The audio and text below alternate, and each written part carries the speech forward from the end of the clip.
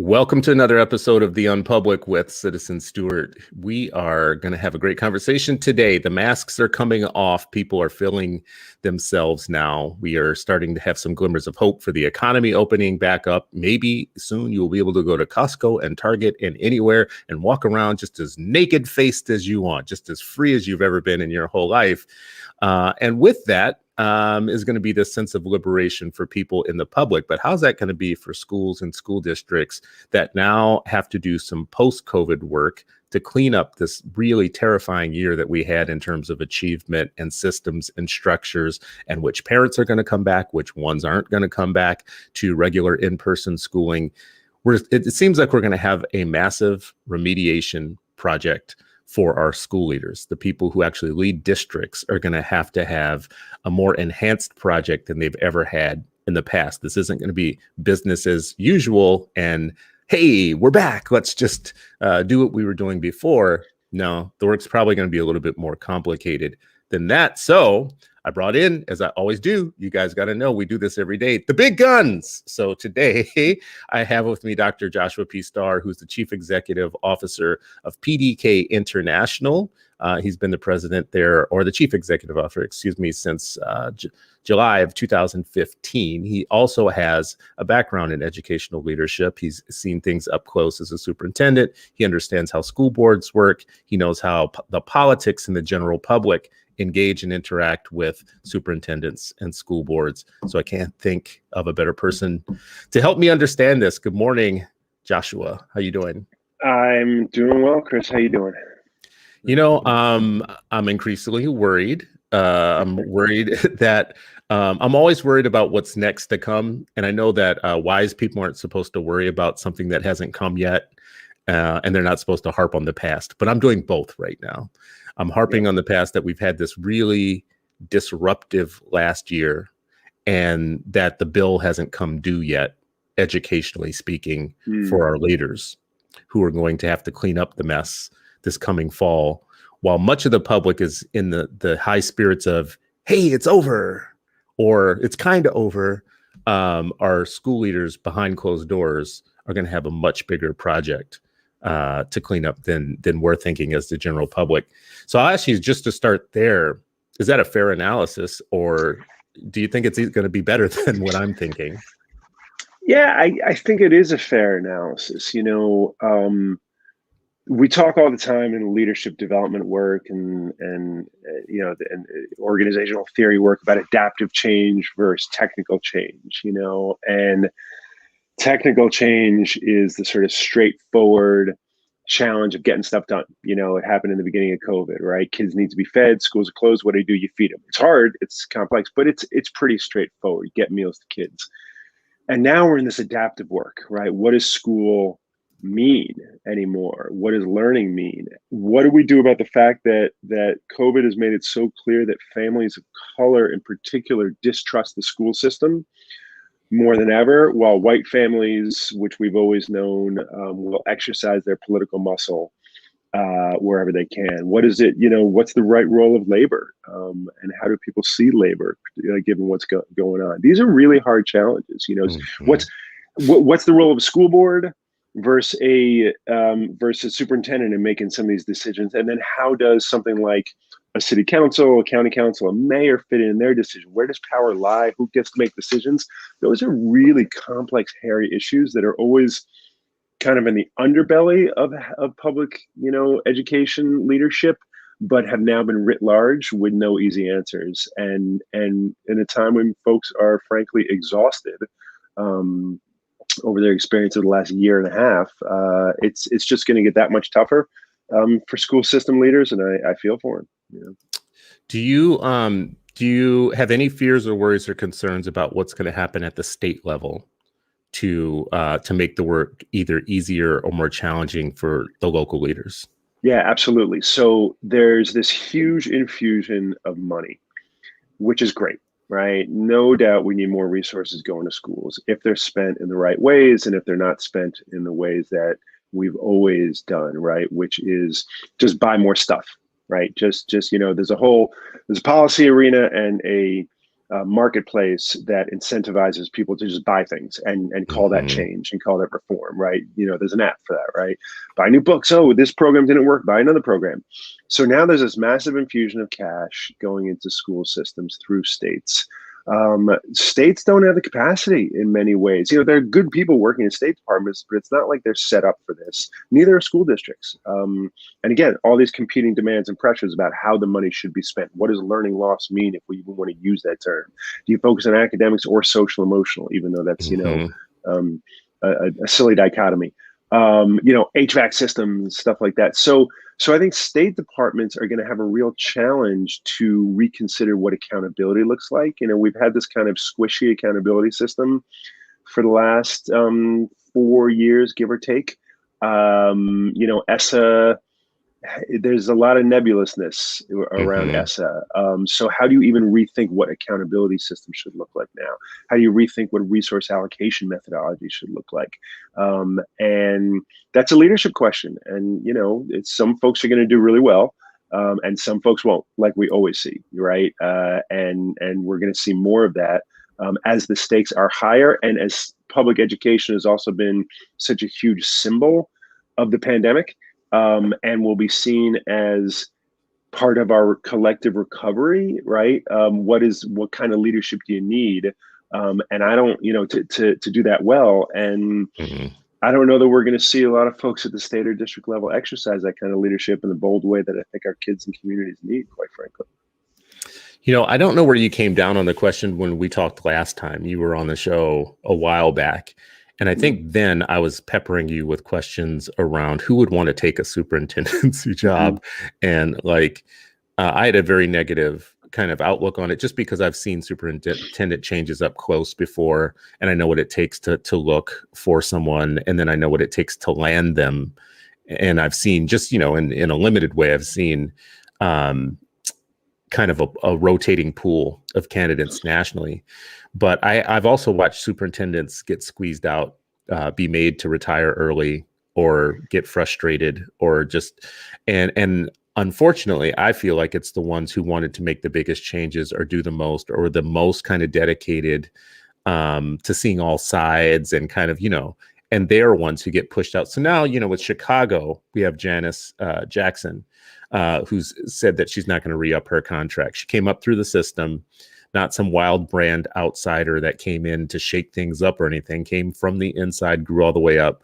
We have a superintendent in Denver who had the exact same story, woman of color, came up through the ranks within the system that she was leading, and understood educators and parents and teaching and learning, not some kind of interloper. Valeria Silva in St. Paul, same kind of story. Woman of color, came up through the ranks, started as an aide, a classroom aide in the district, and made it all the way up to superintendent. Came to this country with no English and rose through the ranks to become the leader of the organization. The teachers or the union ran a slate of candidates to oust her, specifically on the platform of outing her, getting her out of the district. They paid her $750,000 to walk away. Now, I just given you 3 women of color, great, exceptional leaders who came up through the ranks and weren't some wild, crazy, reform-minded people in 3 different districts in 3 different parts of country. One, the second, what is Chicago? 3rd largest school district? Third. Third largest district in the country. New York, LA, Chicago, Miami. Yeah, one of the Something oldest. Is that a trend, or am I just making a pattern where there may not be one? So part of the challenge actually is that there isn't a lot of good data on the superintendency. And I was actually talking to a reporter, Ed Week, about this. There's not a lot of good data on it. But I think we can definitely surmise, where there's smoke, there's fire. And women in the superintendency tend to get scrutinized much more than white men do. And people of color and the leaders of color in the superintendency tend to get scrutinized much more than white men do, right? This is America. That's the way we roll. And so we're definitely seeing that in female leaders of color in these systems, and it's a really troubling trend. And then the question becomes, leadership of a school system is not just about the superintendency, and that's one of the big problems. We're always looking for the savior, but the only decision that a school board member, that a superintendent gets to make totally on their own is a school day. Right? Is a snow day? Sorry, Mm. that's the only decision. Right? Everything else is subject to rules, whether it's collective bargaining, whether it is the school board, of course, whether it's the local funding authority, whether informally it's the people you got to check off the box with when you're making a decision. So to enable a superintendent to be successful is a collective leadership question for a community. And then it becomes really easy to turn on leaders if they don't do what it is that you want them to do, right? And when they're leaders of color, they have a bigger target on their back, and when they're female Hmm. leaders, and it's a shame. That's but that's what happens in corporate America. That's what happens all over this country.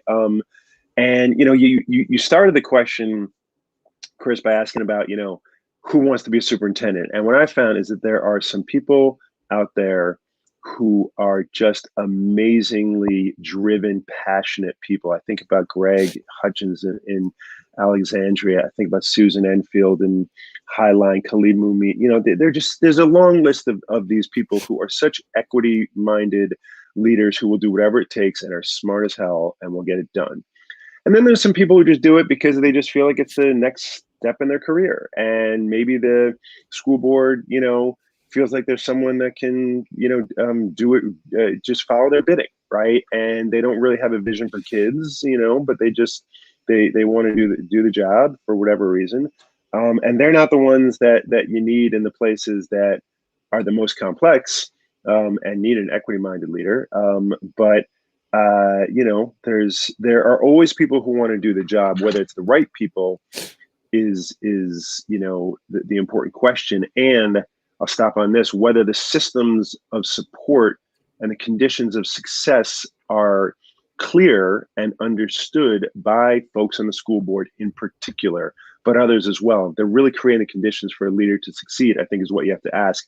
In Chicago, in Denver, and Seattle, Boston, we're seeing it, and there's a pattern there that you're absolutely right. The women of color in the superintendency tend to get scrutinized more, and subject to all the dynamics around race and gender that we have in leadership in this country, and it's a shame.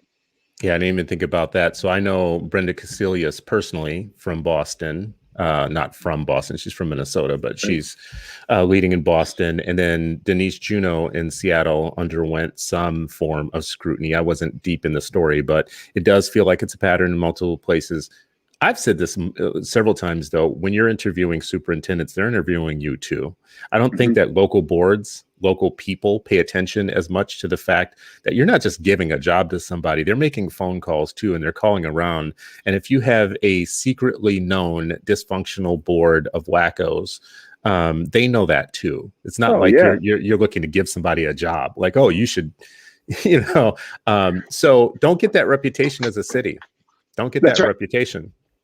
That's right. And no superintendent that's got a good job that's worth their salt is going to go into a public process, for one, where it's a popularity contest or a beauty pageant, right? And they're going to do their due diligence. You're absolutely right. They're going to make calls. They're going to take a look. They're going to see, okay, wait a second, is this a board I want to work for? What do I need to know behind the scenes? And school boards, frankly, shoot themselves in the foot by creating these processes that do not attract the best people necessarily. If you're looking for an outside candidate, we are starting to see a trend. And again, this is just anecdotally, just kind of watching that has more hires from within, which I think is a very good thing in lots of ways. Even though I was always a superintendent that came from the outside. Depending on the context, depending on what the district needs, there are benefits and drawbacks to both approaches. But we are starting to see more folks come from within, which can be very effective. But then there's the question around, do they only know the one way of doing business? And is that way of doing business the way, what the school system actually needs in order to be successful going forward? And school boards have to weigh all of that when they're making a selection for the next soup.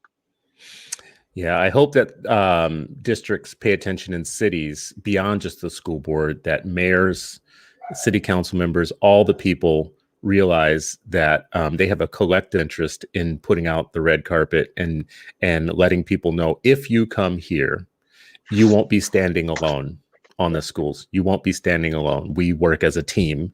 And our mayor did that in Minneapolis, I think twice. We had a mayor who stepped in and basically said, I'm the mayor of this city. I'm deeply involved and interested in education. I'm not involved to the point where I have any power. Like, I don't micromanage the schools or anything, but if you need something, call me. And if there's ever a political problem, we're together, right? That is actually a great way to sell this, I think, to the outside. I should make a program note here. Jason Allen in Atlanta is an educator there in Atlanta. He works with young people. They're hosting a forum tonight, what Gen Z wants in a superintendent. And he said to check it out. Jason, if you have any link for that or any way for people to see it, drop it into the comments and we'll take a look. He works with young people in Atlanta to think about school issues, and they've gotten very involved, even in these type of issues. That's great. Yeah, I love that. I mean, when I was superintendent of Montgomery County, I did a lot of work with student groups, and they were just, they were the smartest stakeholders in many ways. They were the most thoughtful. I always used to tell the local press that the best coverage of the budget and of school issues was typically from students. I used to meet with the editorial boards. They'll tell you what's up. It's interesting just going back, we said about the role of mayors. It's absolutely true what you said, that the mayors can create the conditions, but you then look at what just happened in New York with de Blasio's micromanagement of Rich Carranza. Right. And so, the Bloomberg Klein approach, which, I worked in that administration for a short period of time, was the right approach in lots of ways in terms of giving the chancellor some, the right role, the right leeway. You always knew Bloomberg ultimately had authority, but Joel had an enormous field to play in, whereas de Blasio did micromanage the hell out of Carranza. And that was a real problem. The micromanaging of the mayor. So let me just ask about the chancellor. Yeah. Of the chancellor. Right. Do you think that there's any difference between a school district that has an appointed board or authority and a strong mayor versus ones that do elected, like boards, and the mayor's kind of hands off? Yeah, so I've written about this before. I'm a proponent of an appointed board. I actually think that boards should be appointed kind of like the Fed, right? 6-year cycles, off-year elections, and with specific roles that they have to fulfill. Parent leader, community leaders, business leaders, whatever it might be. They have to have a certain amount of credentials. And I think that there should be, the funding authority and the mayor should do the appointment. I think that's part of the problem we have in public schools, is that you have a funding authority, like a city council, whatever it may be, county council, that gets to decide about how much tax dollars are going to go to the school system. But then you have a completely different governance structure that decides how that money is going to be spent and who's going to do the administration of it. And it creates unnecessary tension. I think the funding authority should appoint a school board, and they should be more along the lines of a kind of corporate board, or a nonprofit board. I think that would make a lot more. But you have to have the right roles, right? You have to have parents in there. You have to have students in there. But the politics of boards are so extreme. I don't think people realize the depth of what superintendents have to go through in managing the care and feeding of their board members, and the other elected officials. And it's not good for kids. It's not good for adults either. And it's not good for families. It's part of the reason why so many families of color have been left out of the equation, right? Because they just don't have the political power. And when they try to get it, they're either tokenized or pushed to the side, right? And the only way you do something about that is by actually having, on one hand, you want you want the public to elect the right people, but only about 5% of people actually vote in a school board election if it's an off year, if it's not a presidential year, something like that. So it's a very small number of people. It's down below on the ballot. People don't really know who's running for the board, right? So while it's this supposed, symbol of democracy, it's nothing close to being that. And if you actually want to give power to the people who are most affected, an appointed board will do that, more so than an elected one will. Not a very popular opinion, but it's not a popular opinion. Right. I mean, unless you can get enough people to actually care about a school board election and to put the right people in the seat, you're going to continue to have what we've always had, which is just the maintenance of the status quo by who gets elected. I think what's really interesting about that. So years ago, Michael Casserly at the Council of Great City Schools did a report on this question, like what was best for students, appointed or elected or whatnot. They didn't really find any difference in achievement, like in outcomes, what structure you had, but they did find different differences. Some, it seemed like nuances about who gets elected and who gets appointed based upon whether, maybe it's better for women of color, for instance, that you have an appointed board because someone's always going to balance that out where voters might not. There were things also around, like if you have at-large elections versus district-based elections, people of color fare better in at-large elections, which I thought was really interesting, but no real outcome in terms of student achievement. And I watch right now, there are people in Chicago right now who are pushing to go back to have an elected board now. And that's becoming a thing in Chicago. And it's real funny because there's the people in other places that are pushing to have an appointed board. Same types of communities, same types of demographics. They just don't want what they currently have. Right. It's kind of like a grass is greener thing. Yeah, the other issue is just around speed of decision making, right? One of the things they talk about in the corporate world all the time, fail fast, right, and all that.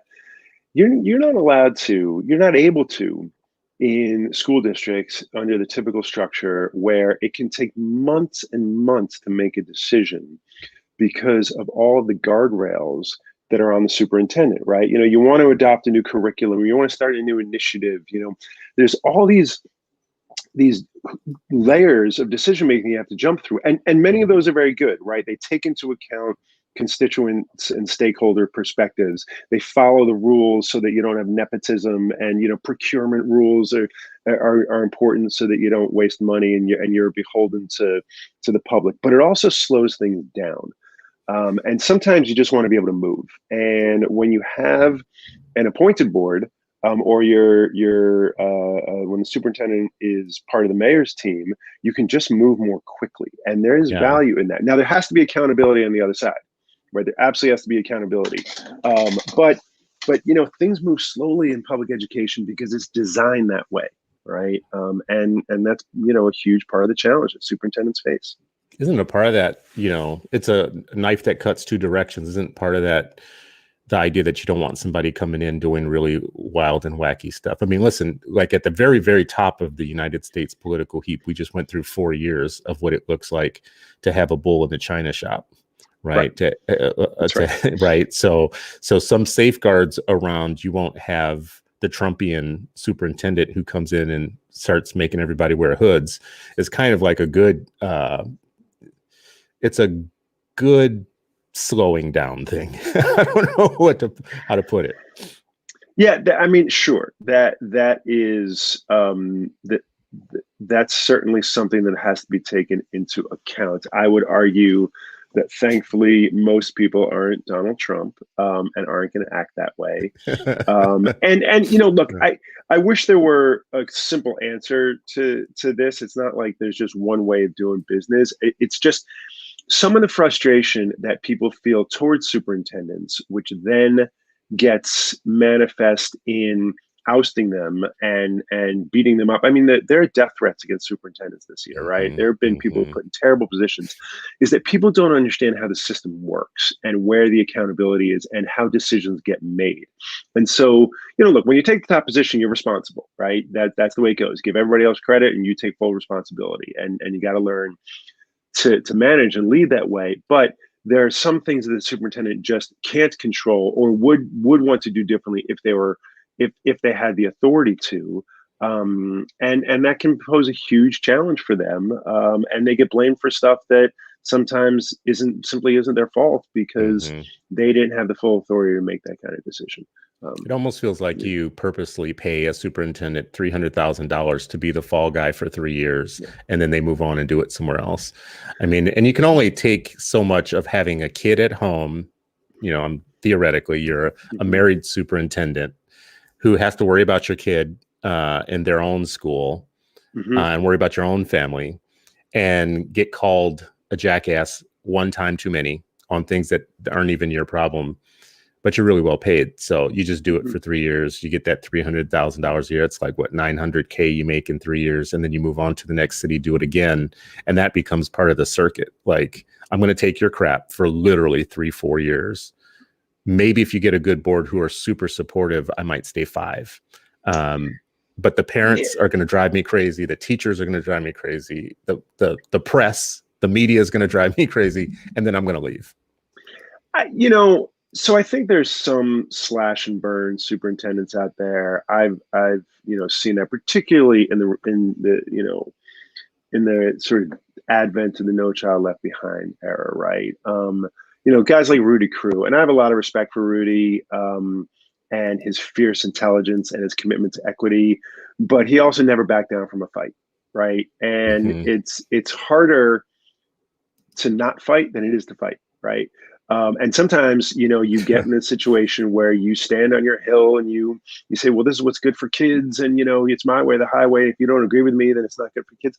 And you realize that's not your job, right? You're a steward of the community's values, and your job is to bring people along and to push and pull and cajole. And sometimes you got to take a stand and say, yeah, this is the way it's going to be. But you also have to work within the community. And the slash and burn superintendents, um, are good at moving around every 3-4 years, right? But the Mm-hmm. really good ones, they don't want to do that because the job is so hard that once you get in, you want to see it through. And even if you've been there for 6 years or 7 years, it's not done. And moving around like that, it's hard. And the financial incentives, if you stay within the state, great because you can stay in your pension. But if you don't, then it can be a huge challenge anyway to move around. So I don't know that superintendents think that way or want to do that. I think sometimes they find themselves in that situation because they're really good at fighting, but not really good at building coalitions to support the work. Do you think that the role of the superintendent is equally challenging across like affluent districts and non-affluent districts, but just different? Like they're both, you're still having to deal with parents in both an affluent district and a non-affluent district. The challenges that they present you with are just different. Or do you think it gets gradually easier the more affluent the district becomes? Like your role is less challenging.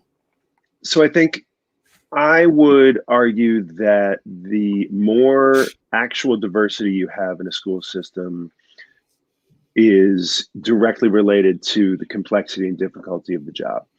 So whether that's affluence or whether it's just simply, um, you know, homogeneity in a system, because you can have a rural district that has, a lot of rural poor white people, right? That may be easier than a district that is a lot more because assuming that there are shared interests, right? That's the biggest challenge I see, Chris, is that in the districts that have true diversity, right, where it, it, the biggest issue in New York City right now, and New York City doesn't really have true diversity, but it's this issue around the um, the entrance tests for the specialized high schools, right? That's because a Mm-hmm. small number of people wield an enormous amount of power, Mm-hmm. right? When I was in Stamford, Connecticut, which was very very diverse, just like Montgomery County, very very diverse.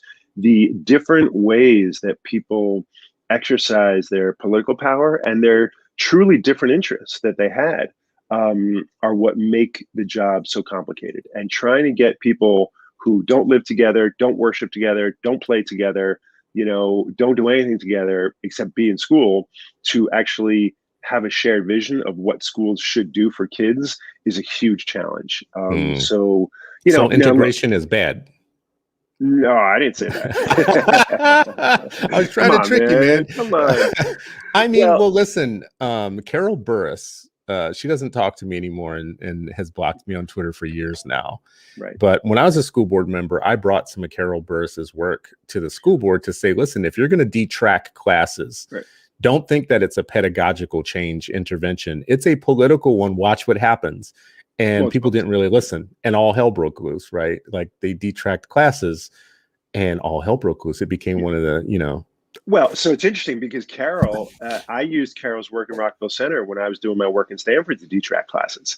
And Carol's the work Carol does now is the work Carol does now.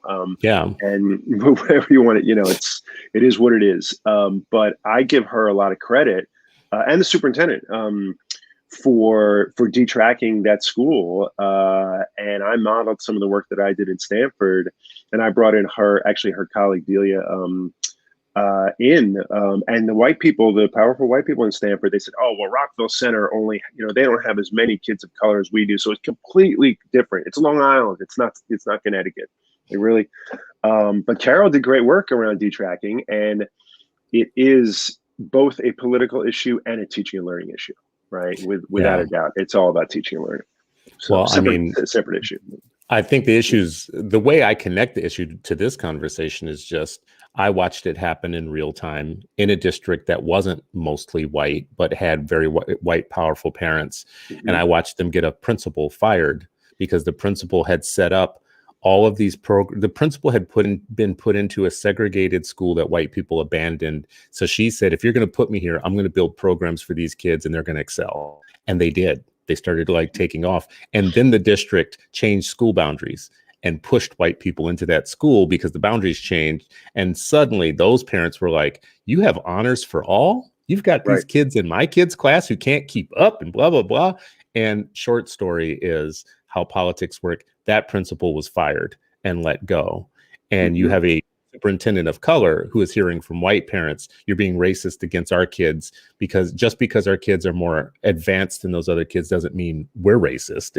It turned into this big weird thing. And I could just see behind closed doors how superintendents process that sort of thing. Like, man, I don't want to be doing this for the rest of my life.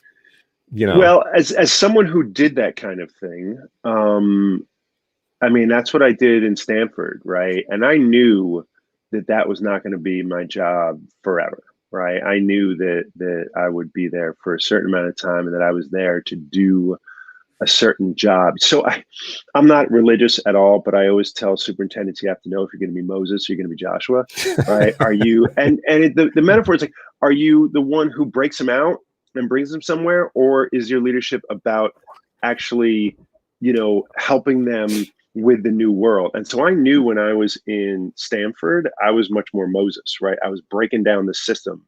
And again, I shy away from religious. It's a good leadership one, right? You have to break down things, you break a lot of eggs, whatever it may be. You got to break down systems, build up new ones. You're going to get a lot of enemies and you got to have a plan. Again, Rudy Crew, right? You're going to get fired. So you might as well choose what you're going to get fired over. And you have to have an exit strategy as well. Like superintendents think about entering, you also have to have an exit strategy.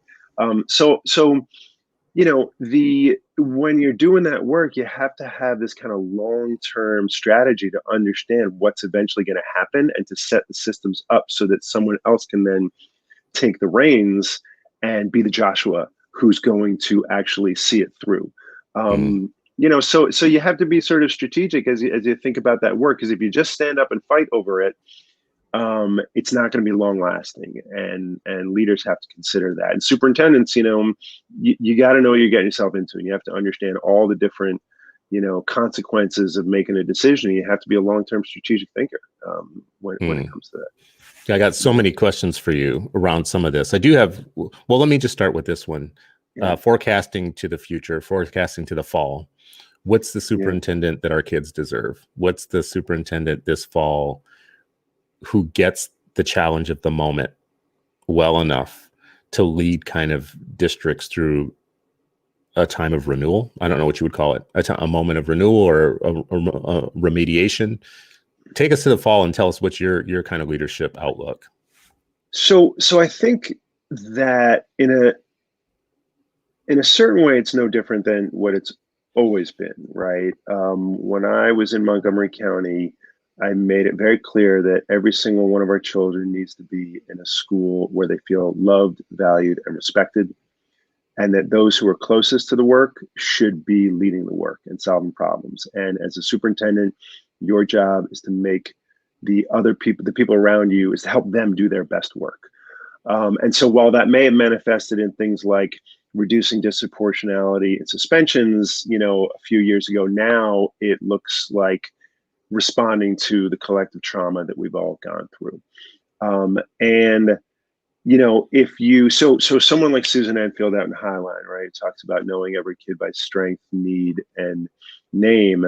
That kind of ethos, that value system, that leadership, and the symbolism of saying that over and over and over means that whether it's an academic issue, whether it's a social emotional issue, whether it's a mental health issue, which is different than social emotional health, right, is essential to understanding where our kids are and where our adults are. And I do think that there's another, the other piece is leaders need to focus more and more on adult needs going forward, right? And I Mm, hate the dichotomy of, children first, forget about adult needs. We haven't been focused on kids. And there's reality to that, of course, right? We mhm, know mhm. that too many kids haven't been served well enough in our schools because of the inability of adults to actually get off their crap, right? But if you don't have happy adults who feel like they're able to do the job and feel like they're part of it, they're not going to serve kids well. And there's going to be a degree of flexibility that leaders are going to need. They're really going to have to listen to folks in their schools and engage their teachers and their parents, and they're going to have to understand that people are still in a time of fear. And when people are fearful, you have to listen to them and acknowledge them and really try to understand them so you can move them to where we want to go. Yeah, I think this isn't one of my strong suits. One of my strong suits is not listening to the complaints of teachers. And here's why. You just said that you think there's some truth to needing to put kids first. My analysis of the situation is that if you're a teacher, by state law, that means that you're college educated. That means you've already crossed through one of the rungs that many of your kids are never going to cross through and never be able to get your position. And in social work, you have this sense of like, if you're not well, you shouldn't be doing social work, because if you're not well, you can't focus on the thing that's really the main thing. The only reason a social worker exists is because families need a service that is really important to their survival. So if you're having a bad day, or you got divorced, or you have something going on in life, it's like social workers are supposed to tap themselves out. Mm-hmm. Like you deserve a better social worker than me right now. In teaching, it just feels like the rub for me of this becomes the racial equity rub. That like we can't get adults to focus on equity enough without at some point resisting just the basics of what you need to do. We have entire school systems where the teachers don't want to take these basic inventories to uncover bias and stuff like that. Right. Um, that becomes a real problem for me in this fall, because I think the numbers are going to shake out. It's not going to surprise anybody what the numbers shake out, but I just think we're going to find out what we already should be knowing right now, which is the equity catastrophe is kind of like really going to be very strong for us. We're going to have to figure this Mm-hmm. out in the fall, and we're going to need everybody on board. And we can't be sitting around saying like, can I coax you into caring? Yeah. So Chris, so the equity catastrophe has already been there forever, right? We were designed that way. It is more present now than ever before. And I don't want to in any way, shape, or form suggest that I'm making excuses for adults or saying, oh, all teachers and all principals and all superintendents are great and all that kind of stuff. They're not at all. But there's a false dichotomy that we've created that it's either the needs of adults or the needs of kids. And in any organization, if you don't have engaged employees who feel that they are capable of doing the work before them and they're supported in doing it, they're not going to be able to perform at the level you need them to get to. Mm-hmm, So mm-hmm. simply creating, and that's what the slash and burn superintendents do, right? They create the hill and they say, well, follow me up the hill. And if you're not going to die on there with me, if you're not going to go up there with me, then you're not worth anything. And then people are saying, wait a second, I don't know that I actually can get up that hill. I don't know, right? So, and maybe that analogy is the best one, but folks are, if you assume that most teachers want to do the right thing by kids, and even if they went to college, they simply may not know how, because we know the results of too many educator prep programs. We know how much schools have to invest in teacher professional learning in order to get better. White people are afraid to death of equity and issues of racism, right? We have to get over that. And there is some coaxing, right, that has to be done. I mean, I think that there's some pushing and there's some demands that have to be made, and white leaders need to make those demands upon white educators, and white leaders who are working with a superintendent of color need to protect them, right, so that the superintendent of color isn't the only one that's ringing the equity bell. Mhm. But if we don't have adults that are able to do the work before them, if they don't know how to do it, then what are you stuck with, right? You can't just go, you can't just go and find another teacher. You got who you got, and you got to figure out a way to pull them along. And I don't want that to sound like a compromise. It's just the reality of managing talent, right? You got to shift we have to shift the distribution of average Mhm. of educators in our country, and there's some incremental work there, even though it's not going to go as fast as either you or I would like. What do you think is going to be the role of data, coming this fall? Well, I You know, don't want to keep talking about the fall like it's this magic time, but just moving forward, what is yeah. data going to do for us? You know what's fascinating? So I've been writing my book, and I've been interviewing a bunch of superintendents, and every single one of them keeps coming back to data as they're talking about all this other stuff. They're talking about culture and talent management, resource allocation, and I think the smart superintendents out there have already dismissed state test scores as worthless, right? Because we all know they are not measuring anything. They have been putting in place um, My formative God, assessments. Joshua, you're going to give me a heart attack here. Oh, I know, Okay, I know. slow I down just just want on this to, one point. yeah. They've given up on it for this year because there's been too few people like participating or whatever, or they've determined that they were useless tools, period. Both, both. Really? Wow. State test scores Okay. have been useless for a long time. Other than understanding at an aggregate level where we should Yeah. focus, where we should ask some more questions about what a school dynamic may be, but they've never been good at actually measuring the individual learning of a student or a class or a teacher or even a school, right? They're entry points into a larger conversation about what's actually happening. At best, the data Yeah. help you ask Wow. better questions, right? Yeah. That's what they do. And any good school system has been using other forms of data all along the way, right? Whether it is, people don't like it when I say that the map is actually, it's a pretty solid assessment, or whether they design their own formative assessments based on their curriculum.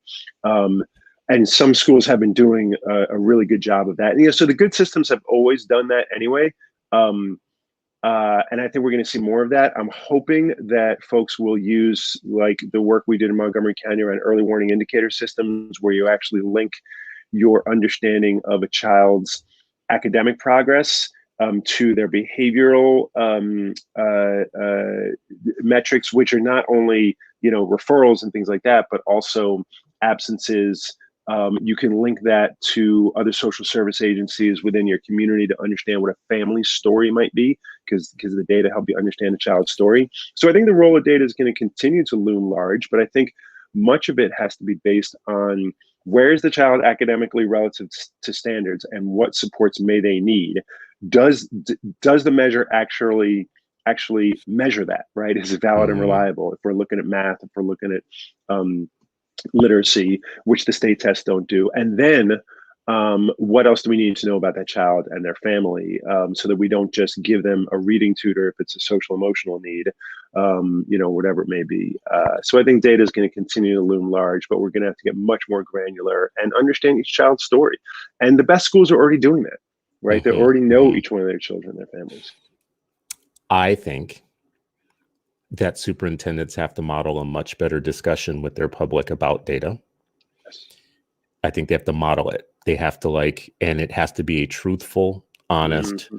evidence-based discussion that is told in a way that a seventh grader could understand. That's the challenge. It's got to be simplified, but it has to be truthful, and it has to involve journalists and other politicians. I would love for all of Cleveland as a city to be on one page with how it talks about educational data. When you talk about tests matter or don't matter, which ones? Mhm. And why are you doing these 5? Why are you doing, NWEA or MAP or STAR test or MAC tests here in Minnesota? Tell us the MCCs, here. Let's have an honest conversation that makes the public smarter over time, which I think is completely possible. But you can't do it if your journalists are going one direction. You've got teachers unions going a different direction. You have parents in Facebook groups like saying that all testing is child abuse. You have people not understanding the difference between formative and summative assessments. Yep. They really, what people don't understand is the difference between correlation and causation. Yep. So I haven't seen a superintendent yet say, I'm going to lead as a project. I'm going to spend the next year working with my media and my other elected officials and others to model a smart conversation, with one exception. Tell me do you know Strive, like out of Ohio? Did you ever care about that? Did that ever make sense to you that like maybe we would have one database as a city and we would have everybody sitting with one database of information?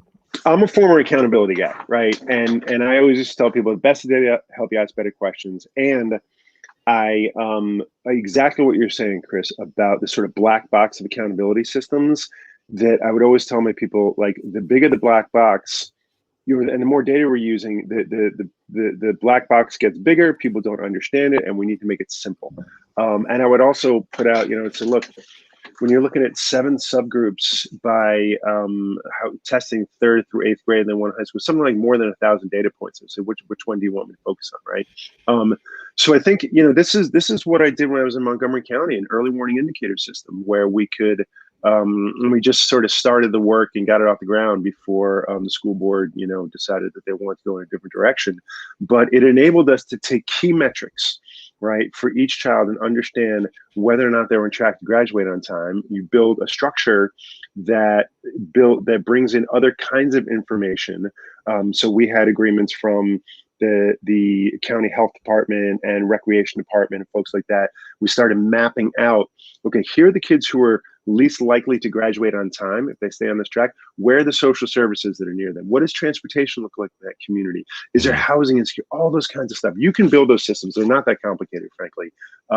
We don't have enough of those out there, but there should be one data set that pulls in any government-funded action. It also will make things much more efficient. You're getting me on my soapbox now because I get this whole vision for this thing, right? But I'm like with you on this vision. I've talked to Paige Kowalski about this. We should have a community data trust in every city. Oh, absolutely. Our communities are the most studied communities in the world, and it's all the information is behind a firewall. Right. Well, you just look at things like, like poverty rates. Like we look at, free and reduced price meals, and that's one indicator. But there's so much when you drill down and look at, abject poverty. I mean, there's so many other indicators. That data exists out there in some government-funded spreadsheet, and people use rules that they don't understand well and say, well, we can't share that kind of data. No, actually, you can. Part of it is, I will also say, working in public systems, there is no incentive to invest in data infrastructure, because if you have to buy an upgrade to your data system or buy a new teacher, you're going to go with the teacher every time, right? And so a lot of these transactional databases are old.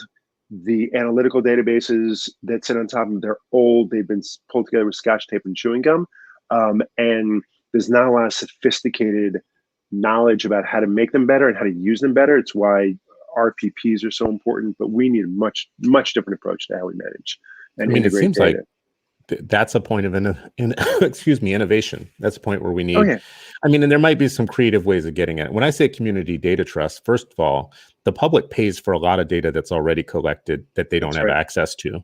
So it's not creating anything new. It's like in Minneapolis, for instance, great example. Minneapolis has a massive university in the city that couldn't be more of like a non-player in the city that it's in. this big, beautiful, massive campus that we all pay for, but there are kids that are 3 blocks away that are getting no benefit from that big monstrosity sitting in the middle of the city. And they have so much information that they study the poorest zip codes and do all this work, environmental work, work on the kids and blah, blah, blah, studying it. It's all behind a firewall. Why is it behind a firewall? That's public information. Why wouldn't an activist in Minneapolis who wants to be one of the smartest citizens they could be have access to all of the information that the government has collected about their schools, their children, their water, their city services? But I just don't think it's anybody's job right now. No one's like the evangelist, the data evangelist right now. So But I mean, let's play that out, right? One is there are some superintendents out there who understand that they need to work on those things, but they're few and far between. It's really hard. You don't learn in superintendent school, and there are a lot of universities that have no interest whatsoever in participating. Although more and more are starting to look at things like research practice partnerships. That's one. It's hard work. It's while it may be innovative, you need to get someone who really understands it, who can do that kind of work and invest in it. Two, public education was, and like all public institutions in America, was intentionally designed to oppress many and privilege few. So why would we want to create more transparency, right? It will just show all of the long-standing problems, and that the system would then have to do something about, which then gets back into the previous conversation we were having about where the power lies, right? So if you expose a problem, you have to do something about it. I mean, name and claim it, right? And being able to do something about it means you have to go against the politically powerful, and that's a huge challenge. So that's why people don't want to share stuff enough, Yeah, well, we have to demand sunlight from our government, like just as good citizens. My name is Citizen Stewart Online. I actually take very seriously, like, being a good citizen is a thing. It's a thing you aspire to do. One of those things is being informed about your government so that you can do your job of holding it accountable for what it's supposed to be. Like, it's supposed to be, the consent of the governed. You can't have consent if you're not educated about what the government is doing. We've had weird things happen, like in Minnesota, where the state government gave school boards temporary ability to have private meetings, like closed door meetings, and avoid the open meeting law and stuff like that, because they wanted to discuss things in their labor contract that they didn't think the public would like. I can't think of a bigger kind of like red flag when your government says, no, we're going to need for a short period of time to give just the St. Paul School Board the ability to meet behind closed doors without the public knowing. So that's where I will say, here it comes. Well, no, and again, I wish there were just a simple answer to this. Right? On one hand, sure, you need maximum transparency, but on the other hand, as someone who had to deal with that all the time, there are sometimes you need to be able to have a conversation in private about really serious issues, because there's no easy answer, and partially it's the media will just pull one thread, right? They'll just seize on one piece of it and make that the whole story. And now you have, of course, the citizen journalists, whether they're posting on Facebook, whatever else, they don't understand the gestalt. So on one hand, the leaders have to be really good at explaining to people the gestalt, but if you can't have a conversation in private about really complex, difficult issues, and you can't say, Chris really isn't doing a good job at that school, and I need to move him. I think he might do better in another school. If you can't have that kind of conversation in private, then you are, challenging the ability to make really good decisions. And it's a balance that you have to strike, right? Not everything should be in private, but leaders also need to be able to have really hairy conversations, really complex conversations in private. Not all of it. We need transparency, but you can't do everything in public. Well, I've been in many of those conversations, from like closed door sessions, executive sessions on things involving the superintendent or teachers that were doing bad things in the district. I said to myself all those times, like, I'm a public citizen. Now I'm on this board, but I'm still a public citizen, and I'm shocked by some of what I'm seeing and hearing. And I wonder what the public would think about the fact that we do business like this on some of the things that we know would be damaging to the public's, like the public would. So definitely some things, not everything can take place in open view. I definitely think when you're going to put the public on the hook for like a labor contract, that should be at very least on cable access. The public should hear and see what goes on in that room. And I know here locally, when parents did start going to those meetings and start seeing what was being said, it changed what people had been saying privately for years in those meetings, which was problematic. The things they had been saying in those rooms for years was problematic. They did change their behavior. I think they did get a bit more performative. So there is a downside to it, because now that you know that people are watching, you probably will get more performative. But this is just like a tension of many tensions. I know we're going to run on time here. I do want to ask you about this question, though, not this specifically, because it just leads to all the tensions that a superintendent has to solve. I give all these tensions between wanting the public to know enough, but not wanting your crazy kind of Facebooker to go and take something and cause you a 10-year problem that you didn't need. Right. That's totally, it happens. Like, you get some overactive Facebookers that will ruin a whole plan. I've seen that happen too. Yep. Well, I want to ask you about a couple other tensions that all pop up, and they're all underneath the bucket of tension. Just things like when I first came into the district, they were trying to decide a math curriculum, and they were having a fight about it. And it was my first introduction into, oh, you guys fight about this stuff. Like, I thought there was just some smart way to choose one. They did the same with the reading curriculum. They're doing the same now with things around like critical race theory or how you teach diversity.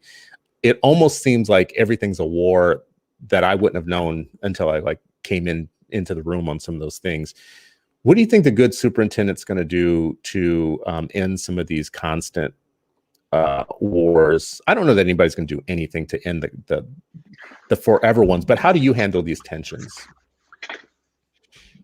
So, and there's actually a relationship between the sort of transparency issue and this one, right? Most people are silent but reasonable. They're not going to raise their hands. They're not going to get involved. Not going to go to school board meetings, but they want a reasonable explanation to what's happening. And I think it's the same thing when we have these big issues around curriculum, around anti-bias instruction or culturally competent instruction, or, I mean, no one's really doing critical race theory, but these conversations about how do we address race. I think that the best superintendents are very, very clear about what's non-negotiable, right?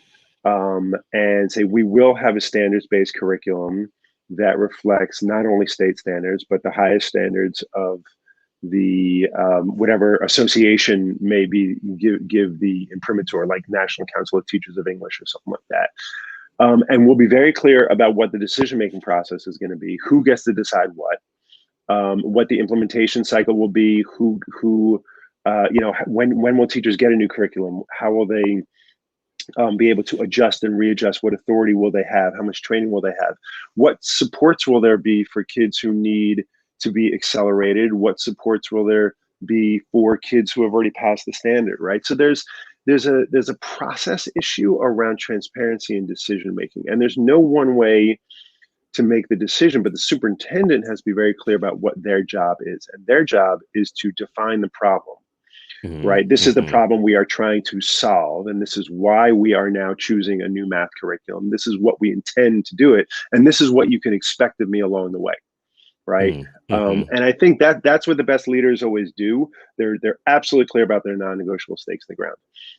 That yes, we were going to have a curriculum in mathematics that gives every single child access to algebra by 8th grade. Right. That is non-negotiable. Yes, we are going to then disaggregate the data to determine which kids are actually getting. Right.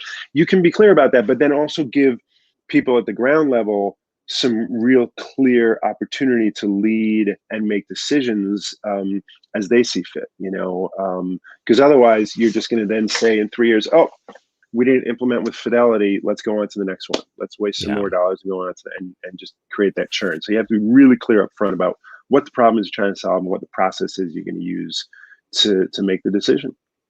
Yeah, maybe another day we could talk about what makes for a decisive leader too, who says at the end of the day, I make the decision. You Right. know, well, the math example that I gave you, what happened in that situation was there was one math curriculum that was more text heavy, and there was one that was more kind of straightforward.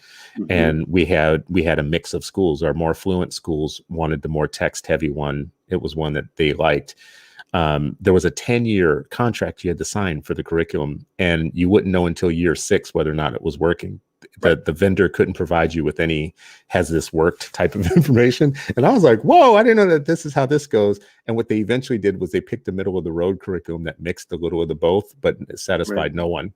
Right. Satisfied no one. It was terrible. Right. Well, so I'll give you 2 quick examples. I know we're running out of time, but when I was in Montgomery County, we did the reduced disproportionality of suspensions. That was non-negotiable, right? Mm-hmm. But what was non-negotiable is that every school that we would focus on relationships in every school, and that kids would feel valued, loved, and respected. Because if you do that, you can end up reducing suspensions. How schools went about doing that was up to them. They had the resources of the equity team, they had the clear message, we had the data, but how they went about it had to be something that they embraced as a school, because every school culture is different.